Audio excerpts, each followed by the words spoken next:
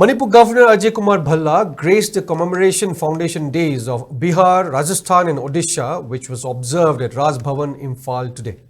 The event was organized as part of Prime Minister's Ek Bharat Shrestha Bharat program, and it showcased the rich cultural heritage of Bihar, Rajasthan and Odisha. Addressing the event, Governor A.K. Bhalla highlighted the significance of national integration and noted that central universities in Manipur play a crucial role as they attract students from across the country. He also highlighted that this exchange provided students from other states to experience Manipur's rich cultural heritage and history.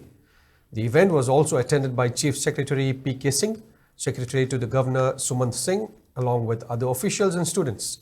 Students from Central Agricultural University Manipur and Indian Institute of Information Technology Manipur also showcased cultural performances during the event.